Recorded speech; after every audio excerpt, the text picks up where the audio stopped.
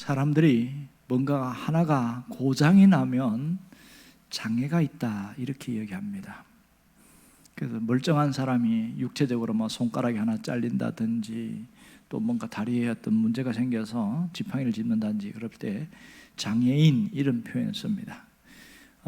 선천적 장애인도 있지만 후천적 장애인들이 훨씬 더 많습니다. 산업재해로 장애를 당한 사람들을 주변에 보게 되는데, 제가 사는 2단지에 보니까 어떤 분은 양손이 잘라진 상태에서 그렇게 다니는 분이 있어요. 이분은 굉장히 당당하더라고요. 그래서 어떻게 저분은 식사를 할까 되게 궁금했는데, 여기 손에다가 갈고리를 하나 끼고 젓가락을 하나 껴놨더라고요. 물건을 드는데 기가 막히게 잘 들더라고요. 깜짝 놀랐어요. 그래서 저분은 상당히 오래됐나 보다 그렇게 또 당당하게 드러내고 다니는 거 보니까 그런 생각도 들었어요. 장애가 있다는 것은 우리 삶을 얼마나 불편하게 하는지 모릅니다. 육체적 장애는 자신이 왜소하고 약하게 만들 뿐 아니라 삶의 활동까지도 무너지게 만드는 것이 육체적 장애입니다. 어떤 분이 그런 얘기를 하더라고요. 육체적 장애보다 더 심각한 게 뭔지 아세요? 그러더라고요. 뭔데요? 그랬더니 정신적 장애입니다. 이런 말합니다. 겉은 멀쩡한데 정신적으로 장애가 있는 분이 있어요. 제가 일전에 한번 다큐멘터리 한번 봤더니 그 밀착 취재를 하는데 80세 먹은 노인이 밤에 자꾸 나오는 거예요. 12시 넘어서 나오고 1시에서 나오고. 그래서 어떤 분이 주민이 이런 사람이 있습니다 해서 그래서 한번 정신이 이상하신 분인가 봤더니 멀쩡해요. 그래서 대화를 하니까 슬리퍼 끌고 갔다가 뭐 물건 사갖고 슈퍼에서 물건 사갖고 들어갔다 5분도 안 돼 또 나오고, 그리고 밖에 있는 벤치에도 주무시고. 왜 그러시는가 그랬더니 말을 안 해요. 그래서 며칠 동안 취재를 하면서 가만히 보니까 그 안에 37 먹은 딸이 있어요. 결혼을 안 했는데 이 딸이 상당히 똑똑해서 호주에 유학도 가고 이렇게 했는데 호주에 갔다 오면서 조금 이상해졌어요. 머리도 막 빨갛게 노랗게 파랗게 막 물들이기 시작하고 옷도 이상하게 입기 시작하고 굉장히 똑똑했는데 그때부터 집안에 들어박혀갖고 안 나오는 거예요. 20년 동안 집안에 들어박혔는데 그럼 어떻게 하냐. 어머니가 살아있을 때는 시장을 보고 하는 거 어머니가 다 했는데 못 견뎌가지고 돌아가셨어요. 그리고 80 먹은 이 아버지가 시장 가고 모든 심부름을 다 하는 거예요. 취재진이 어렵게 통화를 했는데 전문적으로 상담사하고 이렇게 대화하고 하면서 취재를 했더니 말은 경산유수처럼 잘해요. 그런데 다른 집안 식구들, 친척들을 못 오게 하는 거예요. 한 번은 고모가 그 집에 왔다 가는데 뭐라고 하냐면 고모가 와서 우리 집 다 훔쳐간다. 뭐 이러니까 뭐 화들짝 놀래고, 그러니까 이 80 먹은 이 할아버지도 힘들어하는 거예요. 이분을 그래서 동의를 얻어서 밀착 카메라를 봤더니 이 딸이 나오면 손에다가 비닐 장갑을 껴요. 그리고 물건을 만질 때에 그 장갑을 갖고 하고, 그리고 리모컨을 했을 때도 비닐 장갑 끼고 하고, 그러니까 앉지를 않아요.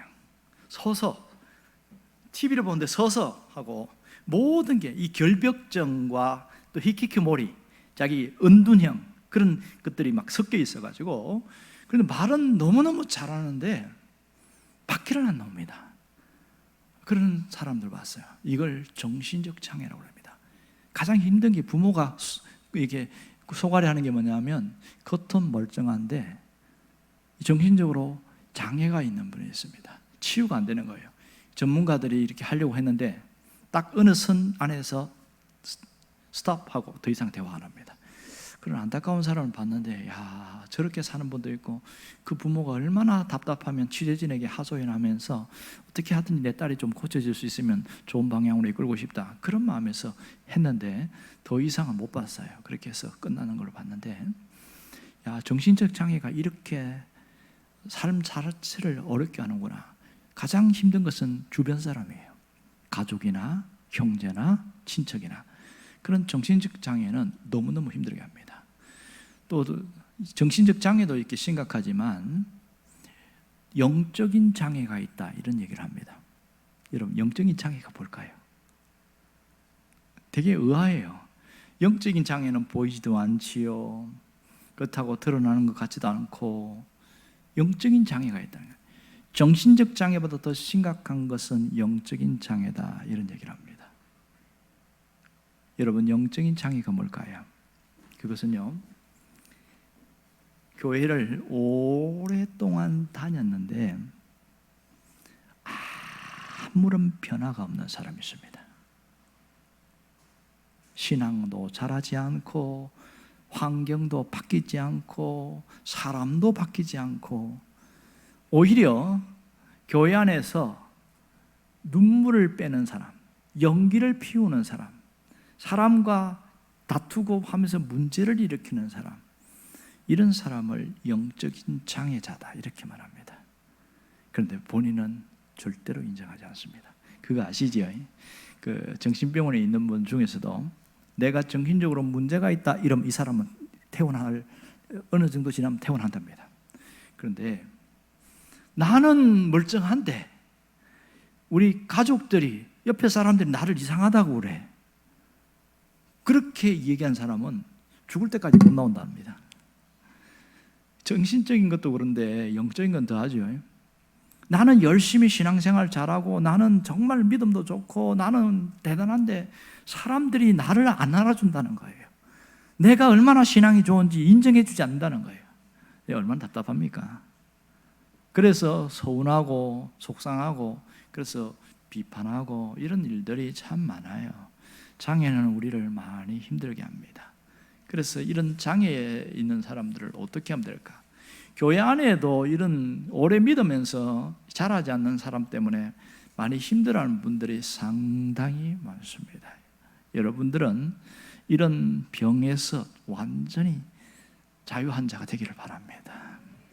정신적인 것은 말할 것도 없고 영적인 것도 바울이 말한 것처럼 날로 자라가는 자가 되어야 됩니다. 여러분, 그런 거 아세요? 우리가 사람이 기가 막히면 삶이 막힌다 이런 얘기하는 거예요.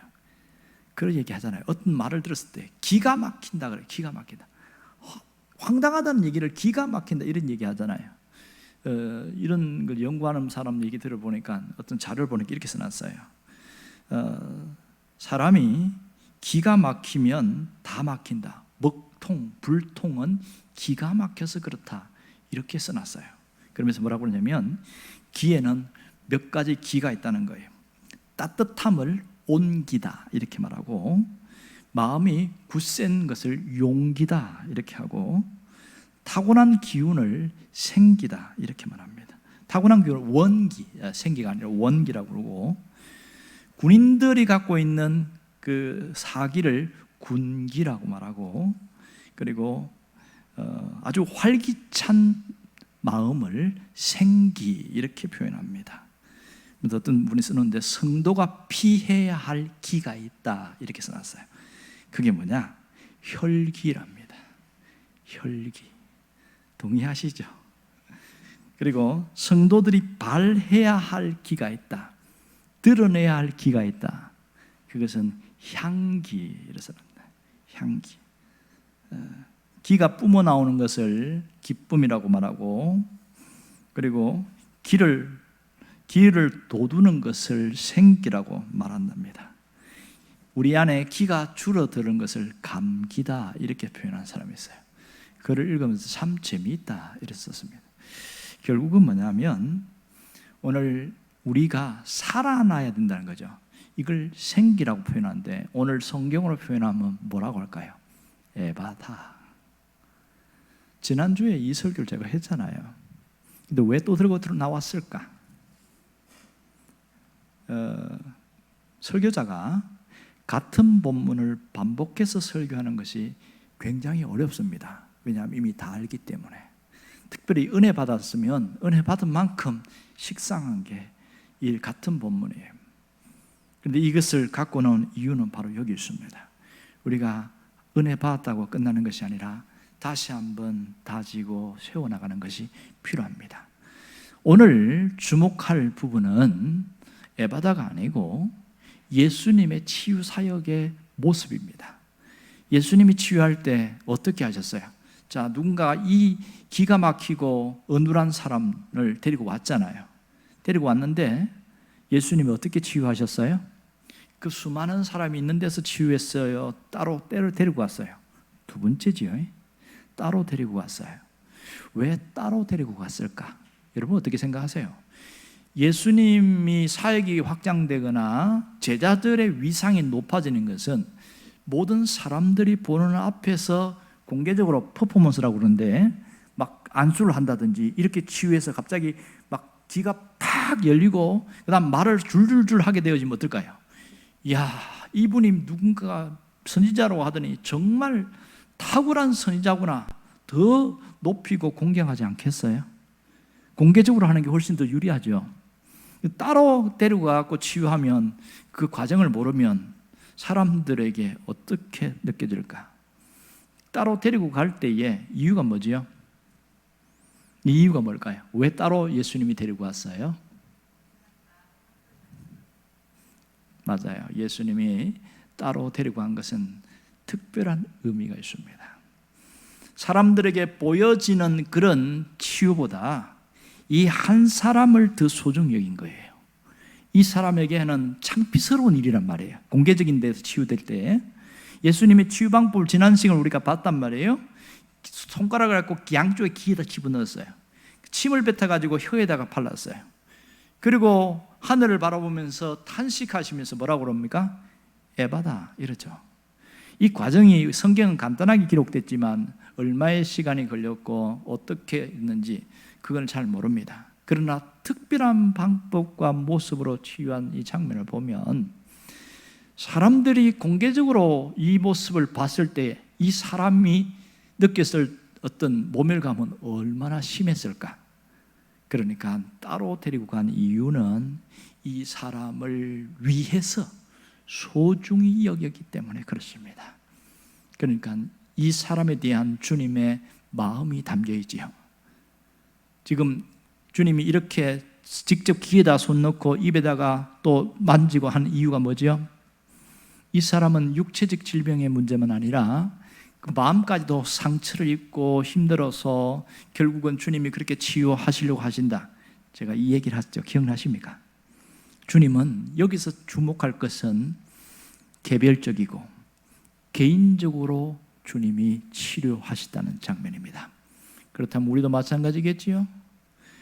여러 사람이 있지만 그 중에 내 문제는 주님이 나에게 맞게끔 하나님이 역사하시고 또 다른 사람은 다른 사람에 맞게끔 각각 개별적이고 개인적인 사랑으로 다가오셔서 주님이 일하신다는 장면입니다. 놀라운 것은 주님은 그 사람의 아픔을 이해했고 마음을 이해했고 공감하셨다는 거예요.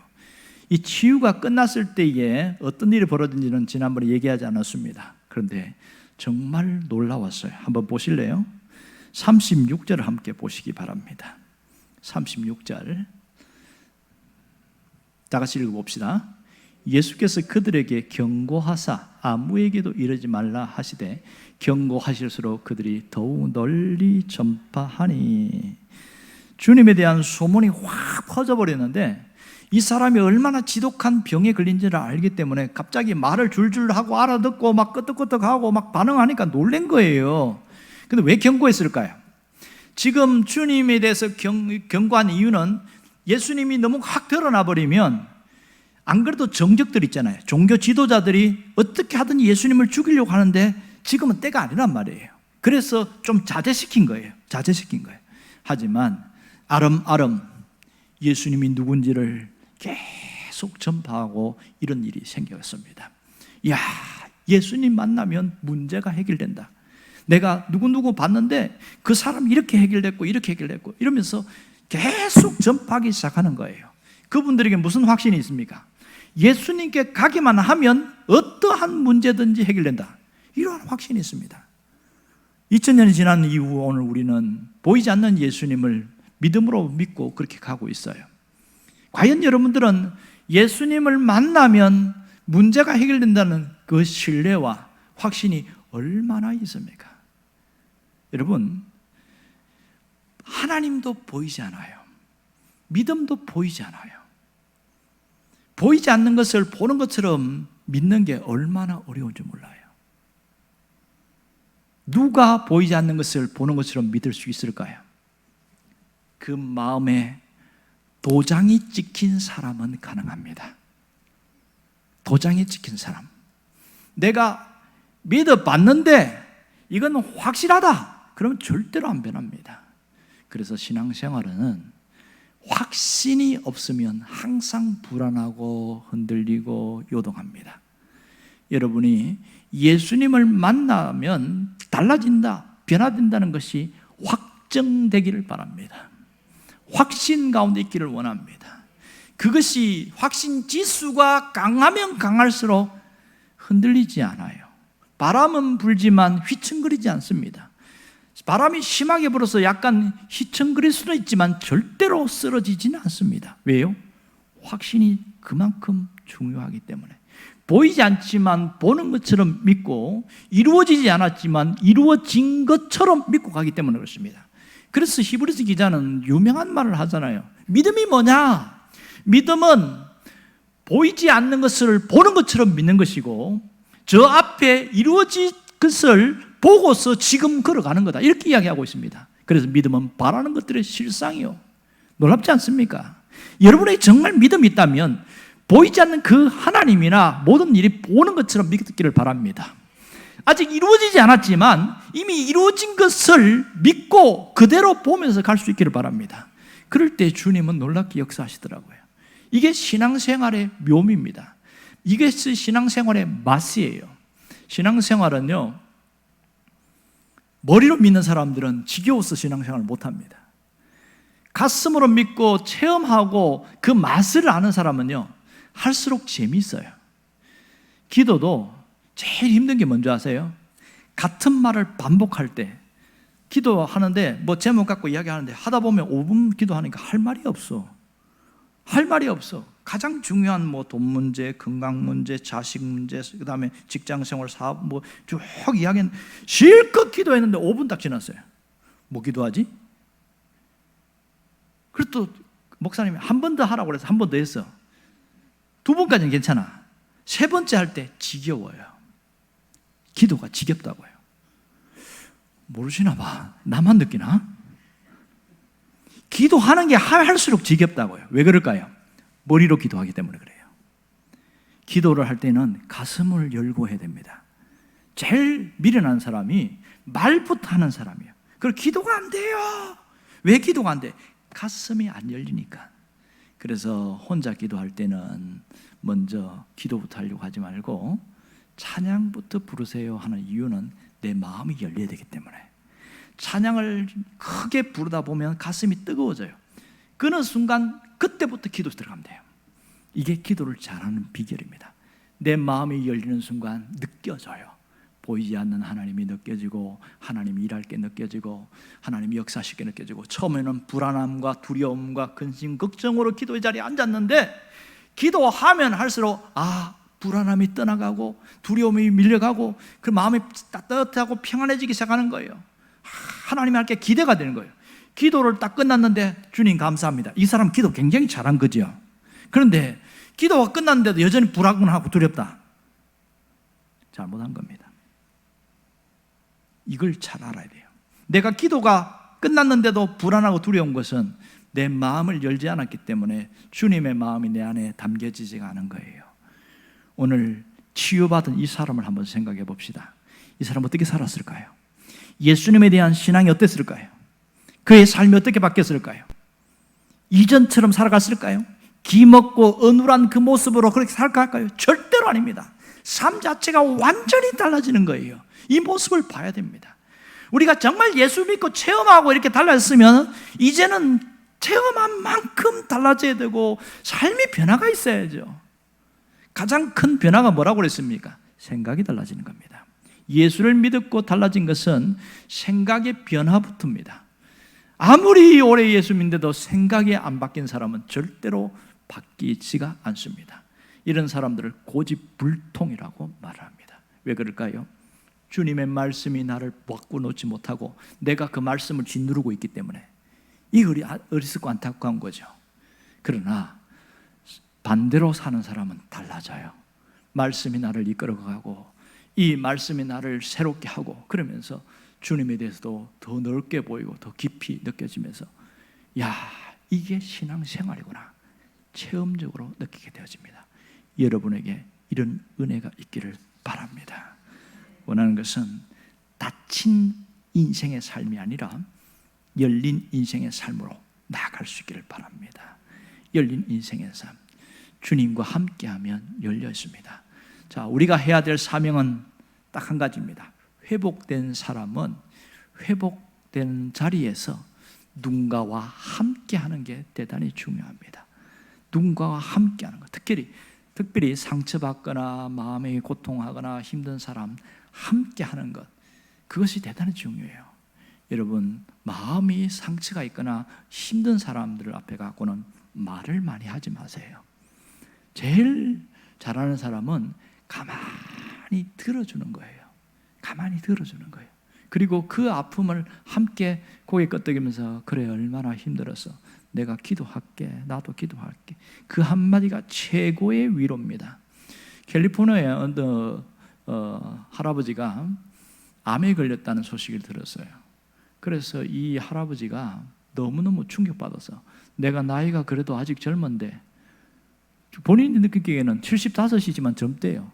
그러면서 나도 하려면 나 100살까지 살아야 되는데 25년 들어서 살아야 되는데 암이 뭐냐, 그게 충격받았고 딱 병원에 들어갔는데 문제는 그때부터 감정적으로 반응하는 거예요. 가족 막 소리 지르고요, 간호사, 의사 오면 막 삿대질하고, 이거 어떻게 합니까? 이거 감당이 안 되는 거예요. 그래서 어떻게 해서 저분의 마음을 좀 누그러뜨릴 수 있을까 생각하다가 친구들을 보냈어요.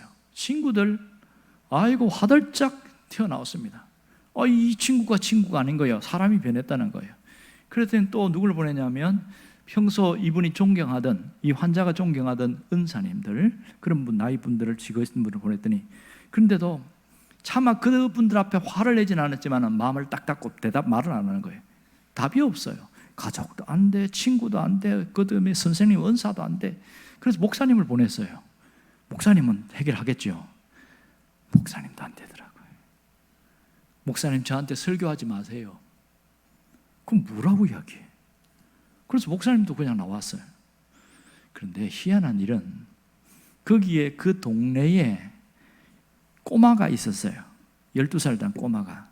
그 할아버지하고 좀 친했는데 갑자기 할아버지가 안 보이니까 병원에 있다가 그냥 아무 생각 없이 쫄래쫄래 왔어요.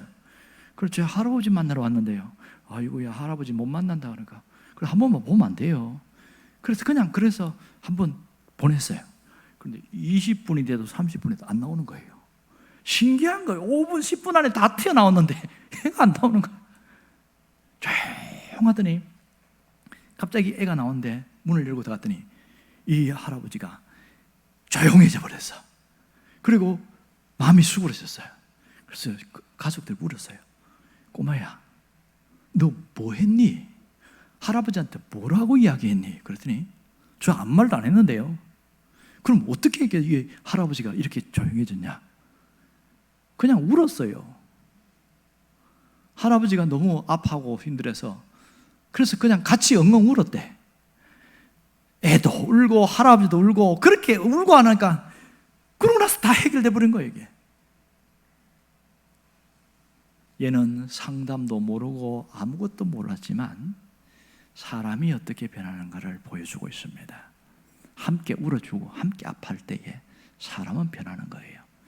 여러분, 그러면 우리가 가족과 친척을 넘어서 있는 사람들만 생각하지 말고 가장 오랫동안 함께하는 가족들부터 내 마음을 열고 함께 하려고 하면 됩니다. 제일 좋은 건 훈계나 잔소리가 아니라 받아들이는 마음.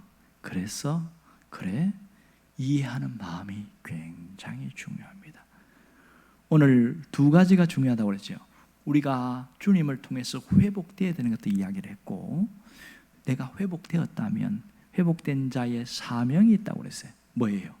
내가 마음이 아픈 사람들에게 같이 가까이 가서 공감해 주는 거예요. 그럴 때에 관계가 좋아집니다. 관계가 틀어져 있거나 등 돌려 있으면은 이런 부분들을 회복할 수 있기를 주의 이름으로 축원합니다.